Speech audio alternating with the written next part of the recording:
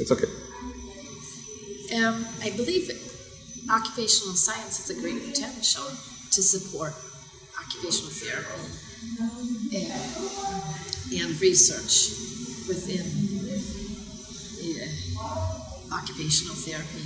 Unfortunately, I don't think we maybe use it as much as we should. We need to be more conscious of what is occupational science and how we use it.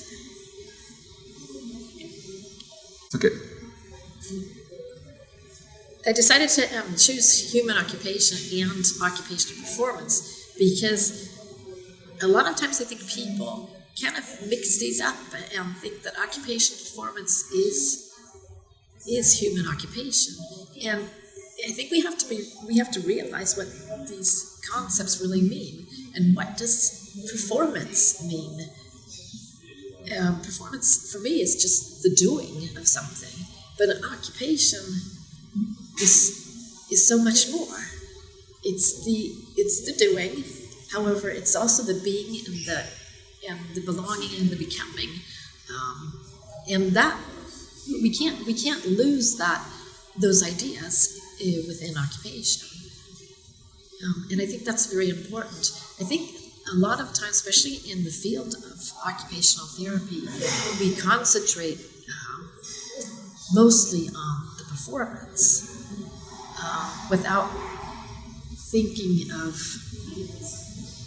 these other concepts within occupation. And I'm reflecting about how I've worked as an occupational therapist. And I don't say that I'm perfect, that's for sure. But I think a lot of times we've tried to realize this in what we do. I can give some examples. I've worked with people with spinal cord injuries, with very high-level spinal cord injuries. And they had no ability to perform at all, actually, because they were totally paralyzed. And in Sweden, fortunately, you have the opportunity to be able to have a personal assistant. And we would always try to infuse the idea into these people that they could, despite the fact that they couldn't perform, actually doing something in the kitchen, they could belong and they could become, and they could perform through somebody else. That we would try to, if they were interested in working in the kitchen, we would try to get them to say, okay, you're the one that's the cook here, and I'm just doing it. I'm your hands and your feet. And so this idea of performance is something that we really have to rethink, I think, and try to get people who are involved in occupations that are meaningful for them. I'm thinking of our research and the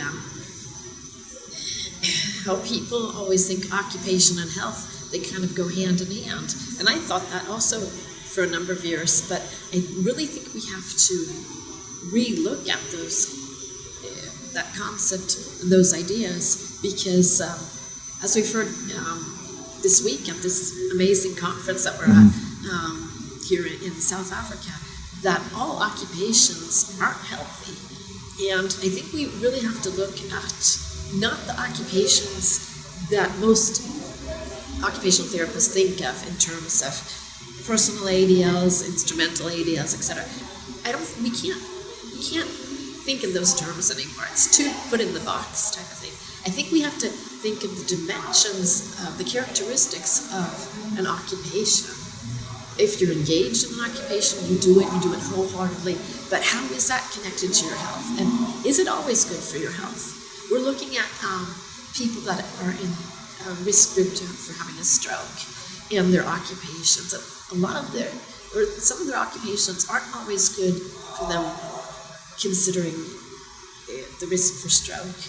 An example might be a woman that is overweight, and she's coming home from work, and she's sitting a number of hours in front of her computer, and she's very engaged in this. It's a good social contact. It's a means of being creative for her. She enjoys it. for her well-being, it is, but for her stroke health, or for promoting her health, it's probably not a good idea because she's so sedentary. And there's a number of other examples too. So I think it's very important that we are very critical and we ask these different concepts. We ask them questions and we discuss them, and we don't take anything, just right off the top. It's okay.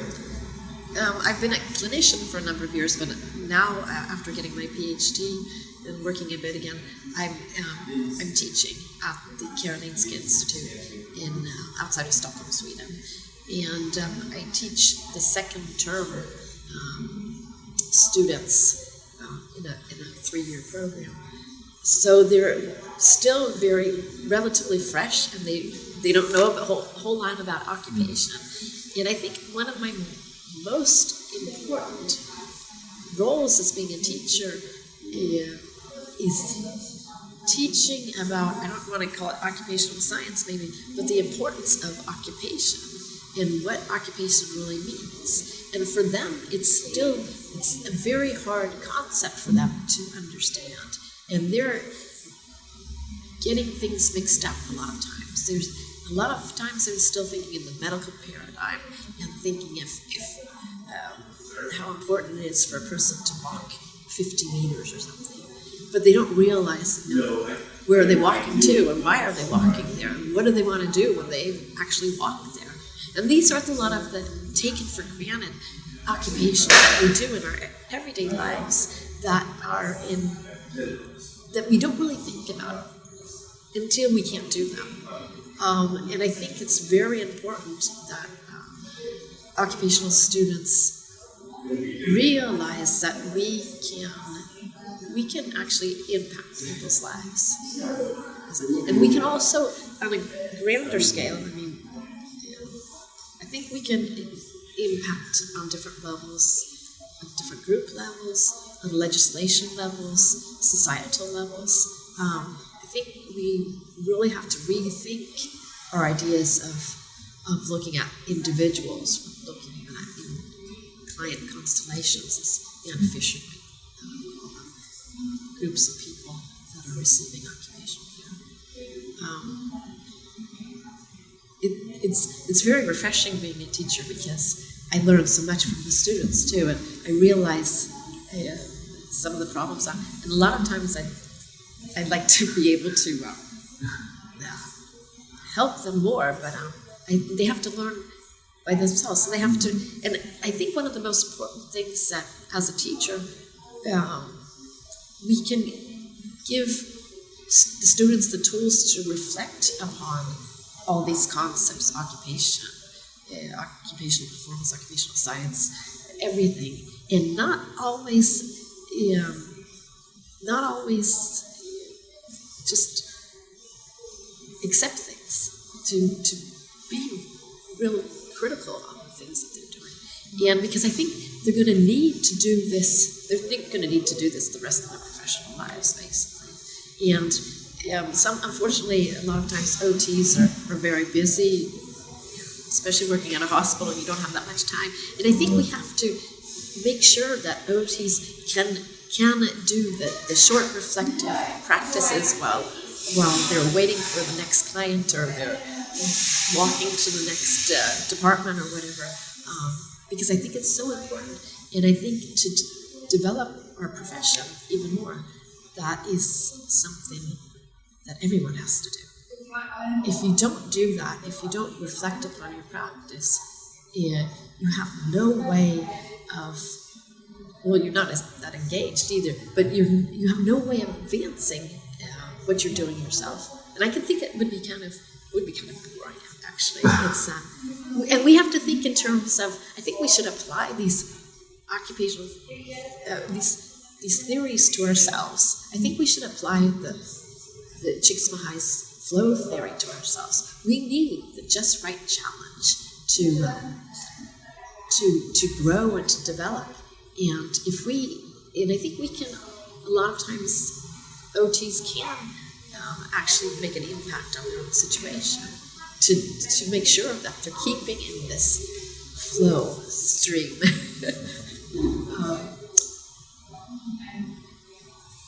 No, I kind of lost track of what I was about to say.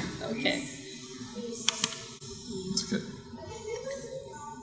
Actually, for a number of years ago, even though I took a class in occupational science in the 90s in the United States, I had a hard time grasping what occupational science really was. It's something that's kind of grown out of my curiosity, and now I really realize there's a big difference between occupational therapy and occupational science, and I think it's important to realize the differences too between these two. I don't know if you call them professions or between these two disciplines. Therapy is. Then we can also debate the word therapy, because we've had a very interesting workshop here at the conference about the term therapy, because we do so much more than therapy, of course. However, I don't think we'll be changing our names. But occupational science is something bigger, and occupational science is the study of occupation, and but it also is a study of occupation on different levels. Not only an individual level, however, how do things in society affect occupations? How do things in our law system affect occupations? In the environment, how do they affect occupations? I think which is really important, and that's different because in occupational therapy, a lot of times the classic occupational therapist would work from a medical model, work with individuals. I think that is evolving into, we have different realms of workplace. We don't have to work in a medical model. We don't have to work with individuals. We can be working with groups. And I think our focus is more on the people that have issues with their occupations. What I'm really trying to stress here, because sometimes I see occupational science kind of goes into on a different pathway, and sometimes you have to kind of rethink this and think, but where's occupation here? We're talking about a lot of societal and structural things, but we always have to remind us, how is this coupled to occupation? Because occupation should be our first and foremost concept of interest.